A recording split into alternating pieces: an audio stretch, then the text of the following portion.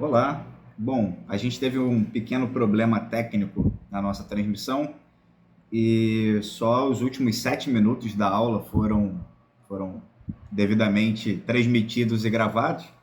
Então, para a gente não ficar com nenhum tipo de desfalque no nosso canal do YouTube aqui, eu vou reprisar mais ou menos o que eu falei lá na aula de ontem, né, de domingo, e vamos deixar o nosso conteúdo completo aqui no canal para quem não tem a condição ou tem algum impedimento de ir à igreja. A gente vai continuar alimentando certinho o nosso canal, e também, se a gente quiser revisitar os estudos, a gente tem tudo gravado.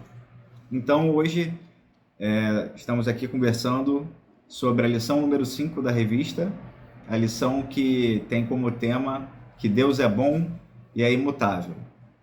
Bom, como eu comentei no domingo, a gente vem estudando o livro de Tiago e nós não podemos tirar da nossa visão, em nenhum momento que nós estejamos estudando o livro de Tiago, que é um livro, na verdade, uma carta, que foi escrita para judeus cristãos ali do primeiro século e que estavam dispersos. A gente encontra isso em Tiago, capítulo 1, versículo 1, quando Tiago se apresenta como servo do Senhor Jesus Cristo e diz que está escrevendo essa carta às 12 tribos da dispersão ou da diáspora. Ou seja, Tiago está escrevendo essa carta para pessoas que estavam numa situação nada confortável, pessoas que estavam sofrendo perseguições, pessoas que estavam sofrendo com falta de dinheiro, pessoas que estavam sofrendo com falta do convívio dos amigos, pessoas que estavam fugindo, pessoas que estavam em território que não era o território deles, que não estavam se sentindo em casa, pessoas que estavam espalhadas pelo mundo, judeus espalhados pelo mundo,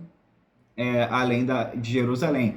Estavam ali, além da Palestina, além da faixa de Gaza, além de todo o território judeu, estavam espalhados pelo mundo, pela Ásia, pelo Mediterrâneo, pela África. Ou seja, Tiago estava escrevendo uma carta para pessoas que estavam passando dificuldades e com certeza estavam passando sofrimentos. Então a gente não pode esquecer disso. A gente viu até aqui, e a aula de hoje é uma aula complementar, uma aula de conclusão à lição número 4, que foi dada pelo pastor Daniel, que ele conversou com a gente sobre provação e tentação. A aula de hoje é um complemento e é por isso que eu estou dando um passo atrás para a gente voltar a tudo que a gente já conversou e tudo que a gente já viu, para que a gente tenha o mesmo pensamento hoje. Então, Tiago, a gente já viu que por ser uma carta que não foi escrita para uma igreja específica, como Paulo fez várias vezes, né? Escrevendo a igreja de Roma, as igrejas da Galácia, as igrejas de Colossos, não era uma igreja local específica. Tiago estava escrevendo para várias igrejas e é por isso que o conceito dessa carta aqui é uma carta geral, uma carta circular, uma carta que ficou rodando em toda a região ali e até onde ela conseguisse chegar para a igreja primitiva que estava espalhada. Então, Tiago vem dando várias recomendações e o principal objetivo de Tiago é encorajamento, auxiliar seus irmãos a amadurecerem na fé. Então, Tiago diz e recita vários tipos de conceitos. Nós vimos a questão do rico e do pobre. Quando recebermos a visita nas nossas igrejas de alguém muito rico, um político muito rico, um empresário muito rico, alguém muito rico e alguém muito pobre, um morador de rua, que o tratamento para essas duas pessoas não pode ser diferente, porque Jesus não faz distinção de pessoas. E como o Tiago nos ensina, a riqueza material aqui, a riqueza humana é algo que passa, é algo que não vai sustentar eternamente, é algo que vai passar, e depois que todos nós morrermos, a condição de vida aqui, material, não vai querer dizer muita coisa. Da mesma forma, Tiago nos ensina a questão da sabedoria, né? Que quem quer sabedoria pode pedir a Deus, que ele não vai dar, não vai deixar de te dar sabedoria, não vai haver restrição, mas tem uma condição.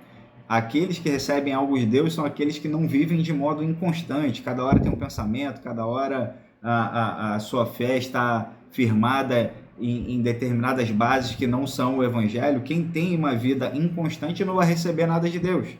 Tiago nos ensina isso. Mas tem algo que Tiago nos ensina várias vezes. Nós vimos na aula com a Elisa, nós vimos na aula com o pastor Daniel, e hoje nós vamos ver de novo 2 conceitos chamados de provação e tentação.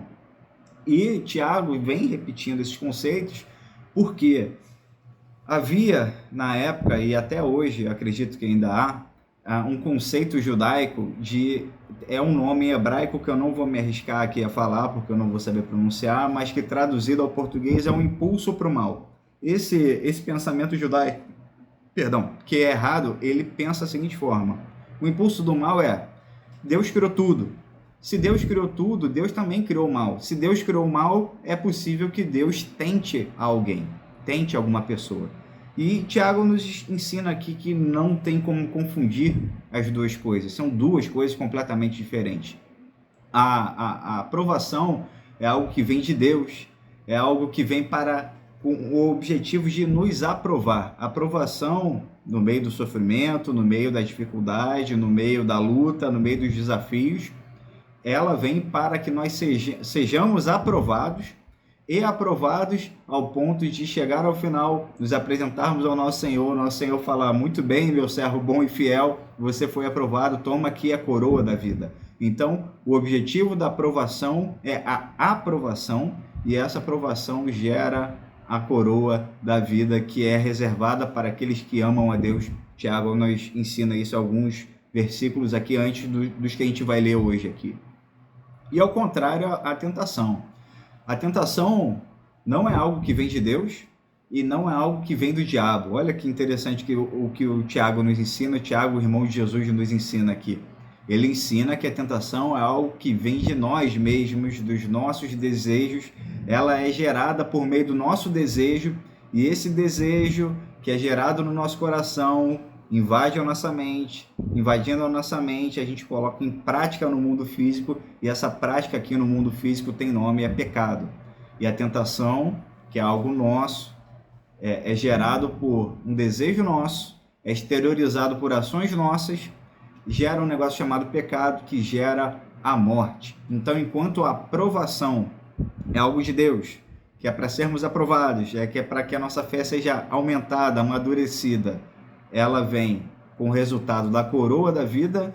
Ao contrário, a tentação vem para gerar morte. É isso que faz o pecado, é isso que faz a tentação. Então, chegamos aqui em Tiago, capítulo 1, versículo 16, Tiago falando o seguinte: meus amados irmãos, não vos enganeis, não viajem, não confundam. É impossível confundir provação com tentação, porque ele tinha acabado de explicar que Deus não pode ser tentado pelo mal, Deus não pode ser tentado, e Deus ninguém tenta.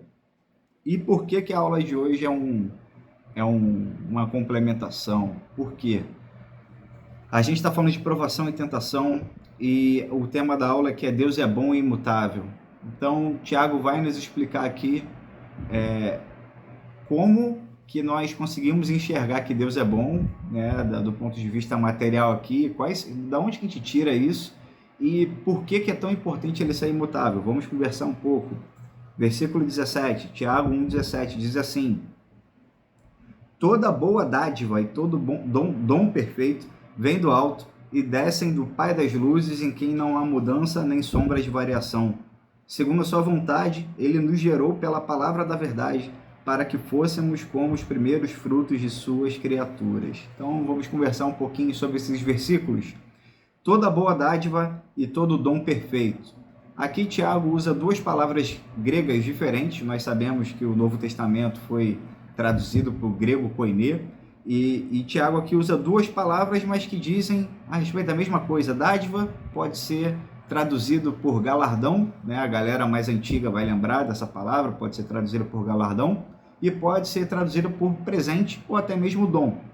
Então, todo presente que é bom vem de Deus, vem do alto. Vamos entender um pouco mais. Todo dom perfeito.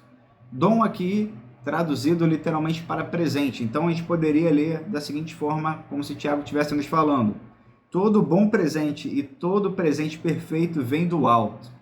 E aqui, perfeito é a mesma palavra grega usada no versículo: sejam perfeitos como vosso Deus é perfeito, dando ideia de plenitude. Ou seja, todo presente bom e todo presente que é completo, que tem a plenitude, que é perfeito, vem do alto. E aqui a gente pode fazer uma reflexão breve, muito rápida, para a gente entender o que são esses presentes perfeitos, esses presentes bons. Se você parar para pensar hoje, você teve que pagar algum boleto, ou passar no cartão de crédito, ou no Pix, ou no débito, para consumir o ar que você está respirando? Não. Esse é um dom perfeito, é uma dádiva perfeita, uma dádiva boa que vem do alto. As estações do ano, você tem que lembrar de pagar alguma coisa para trocar o verão, que aqui no Rio a gente está com o verão bem pesado, até por isso que tem um barulho de ventilador no fundo aí, que hoje o dia está bem quente. E você teve que pagar alguma coisa para vir o verão, para vir o outono, inverno, primavera? A gente tem que fazer alguma coisa? Não, isso vem do alto, isso é dádiva de Deus, isso é dom de Deus. E esse dom aqui, eu esqueci de falar, ele não se confunde com a palavra grega carisma, lá que Paulo usa para os dons espirituais. Aqui é literalmente presente. Então, pense em qualquer coisa que não há nada que o ser humano tenha tocado, vestido ou feito para que fosse dado, para que acontecesse, o sol, a lua, as estrelas. E é por isso que logo em seguida Tiago diz assim, que esses presentes vêm do alto, do Pai das luzes. Aqui, e depois ele faz um jogo de palavras, né? Que não há mudança nem sombra de variação.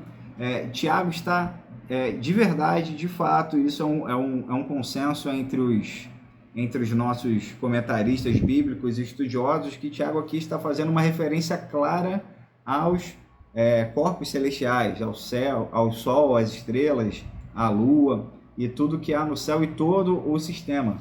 Por quê? Primeiro ele quer resgatar aqui que Deus é o Pai das luzes, Deus é o Pai, Deus é o Criador, numa referência direta, clara e inequívoca de Gênesis 1, quando a gente vê lá no início, lá no Bereshit, né, que a gente já estudou bastante aqui no panorama do Antigo Testamento, lá no princípio a terra era sem forma e vazia, o Espírito de Deus pairava ali, passava por cima da face das águas, e até que o momento que Deus disse, haja luz, e houve luz. Deus criou por meio da sua palavra a luz, ele é o Pai das luzes, e logo em seguida Deus cria a luz, haja luz, houve luz, e Deus vê que aquilo era bom. Então, Tiago, no capítulo 3, ele diz que não tem como jorrar da mesma fonte água salgada e água doce. São dois tipos de fontes diferentes que não podem ser confundidas. Então, quando nós vemos que tudo que Deus criou, ele viu que era bom lá, quando a gente vê a narração da criação, tudo Deus foi criando e vendo que era bom, até que quando concluiu tudo, nos criando, né? Quando Deus, a Trindade aparece ali e diz, façamos o homem à nossa imagem e semelhança, e quando ele vê o resultado todo de toda a sua criação, ele vê que era muito bom. É o mesmo Deus que aqui Tiago diz que toda boa dádiva e todo dom perfeito, dizendo o seguinte, se isso que nós estamos vendo aqui, o sol, as estações do ano, o ar que nós respiramos, a água, a terra que produz frutos, a semente que germina e viram frutos, os animais que também nos servem de alimento, tudo isso é bom, significa que Deus é bom. E isso é importante da gente pensar que Deus é bom e, mais importante ainda, que Ele é imutável. Imaginem se nós fôssemos crentes ou acreditássemos num Deus que pudesse mudar, num Deus que hoje é bom e amanhã não é bom, num Deus que fosse inconstante como nós somos. Eu fiz esse exercício de pensamento com o pessoal lá na IBD ontem, pedindo para que a gente pensasse um pouco assim, olha, se eu fosse Deus, tem algumas pessoas que pensam assim, né? Se eu fosse Deus, tudo seria perfeito. Se eu fosse Deus, os exemplos que eu dei, né? Eu acabaria com câncer infantil, criança não teria mais câncer, ou melhor, eu acabaria com câncer, não haveria mais câncer. Se eu fosse Deus, a violência não mais existiria. Se eu fosse Deus, a guerra de Israel e o Hamas também não mais existiria. Se eu fosse Deus, a guerra da Ucrânia com a Rússia também não existiria. E a gente poderia pensar que isso seria muito fácil de se resolver se a gente fosse Deus, mas o que eu convidei a gente a pensar sendo nós nos considerando como um Deus, a gente não pode desconsiderar quem nós somos, porque Deus é Deus por quem Ele é, pelos seus atributos, pelas coisas que demandam dele são boas. 100% de você é bom? Eu convidei também todo mundo a pensar o seguinte, será que todo mundo estaria confortável se tudo que nós pensamos ontem ou hoje pela manhã, ou algum dia específico, ou por toda a vida, que é até pior ainda, num telão para todo mundo ver, a igreja toda, sua mãe, seu pai, sua família, seus filhos, será que nós nos sentiríamos confortáveis em ter todos os nossos pensamentos projetados ao vivo e publicamente? Com certeza não, eu não ficaria. Então, se eu, por quem eu sou, eu tenho certeza que eu não sou perfeito, então eu não tenho como ser Deus, então eu não tenho como sequer pensar nisso, porque eu sou alguém que muda. Toda a criação tem variações, as estações do ano mudam.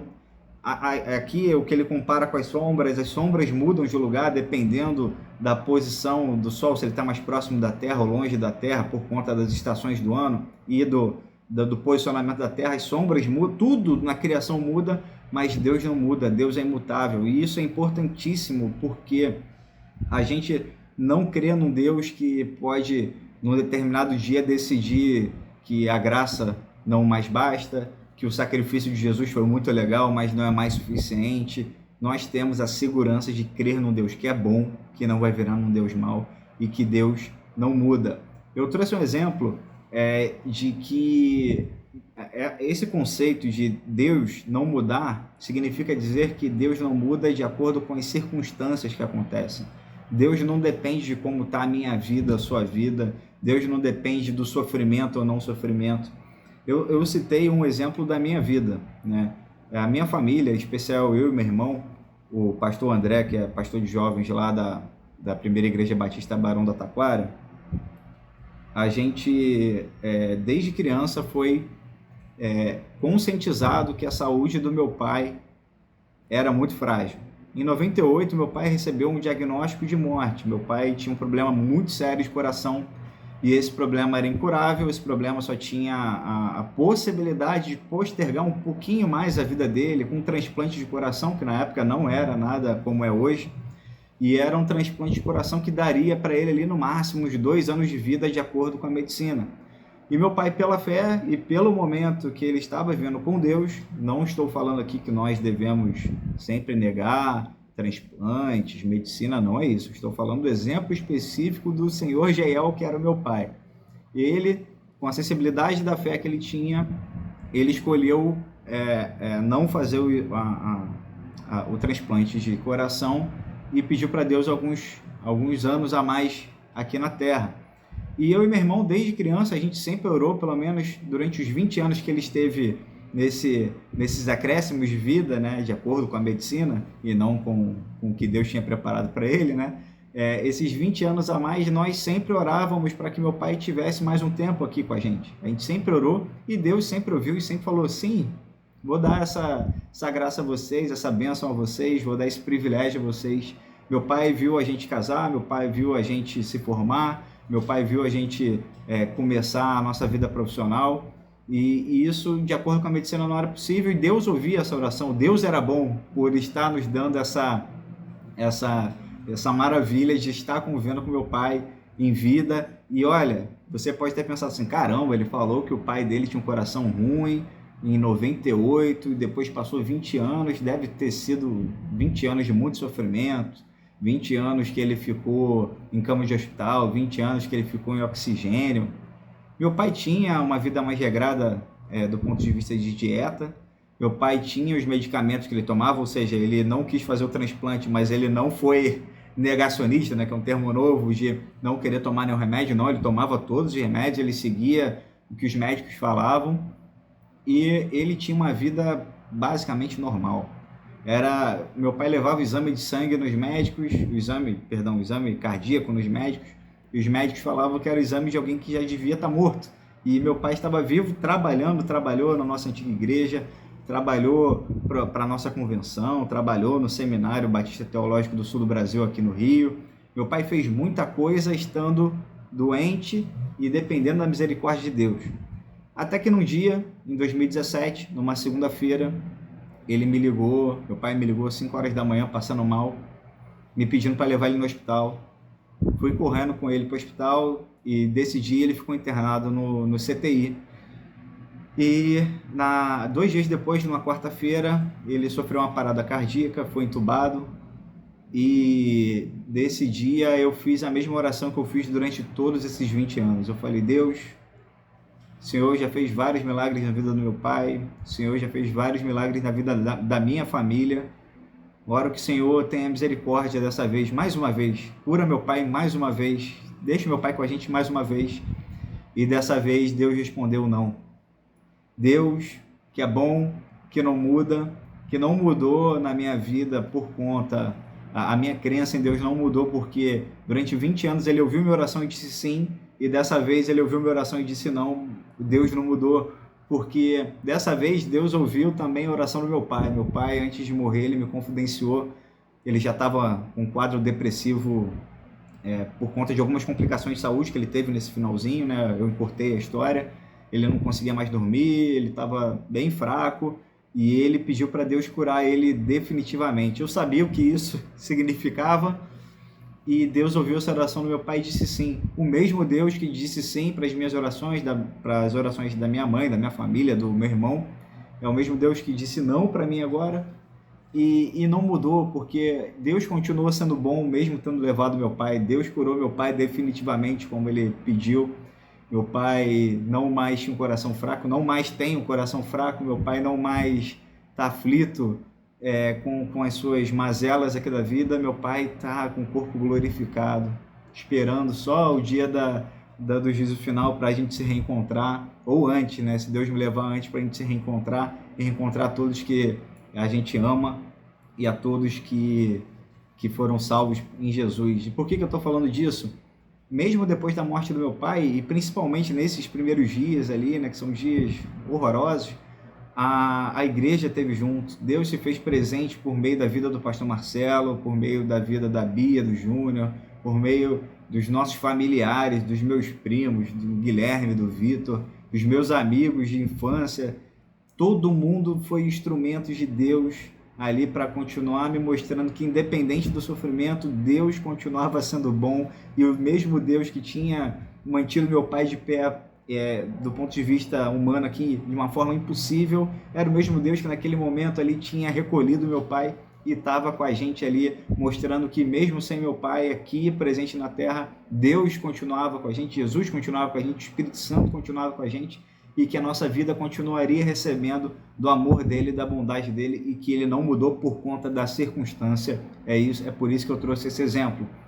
E para a gente fechar, é muito claro aqui que Tiago, todo momento que fala sobre provação e tentação, Tiago traz na sua mente, nas suas palavras, nas entrelinhas, o exemplo de Jó. Lá em Tiago 5, versículo 11, ele cita a paciência de Jó e ele cita todo o sofrimento que Jó teve, né, de uma forma mais sucinta. Ele trouxe para a gente que Jó era um cara que tinha recebido o selo de qualidade de ser humano bom, de íntegro e justo, não de alguém, outro humano falando, mas do próprio Deus falando que ele era um cara íntegro e justo e era um cara correto. E Deus permite que o diabo toque na vida dele, toque na vida dos filhos. Eu dei o exemplo dos filhos de Jó, que estavam reunidos no jantar, todos em harmonia, felizes ali, e o teto mata todos os filhos. Percebam, hoje em dia a gente tem muita dificuldade de juntar nossas famílias uma vez por ano, no Natal ou na Páscoa, em algum momento, alguma festa, e Jó não tinha esse problema. Jó devia ter um orgulho muito grande dos filhos que ele tinha, porque eles estavam em harmonia e todos morreram de uma vez só.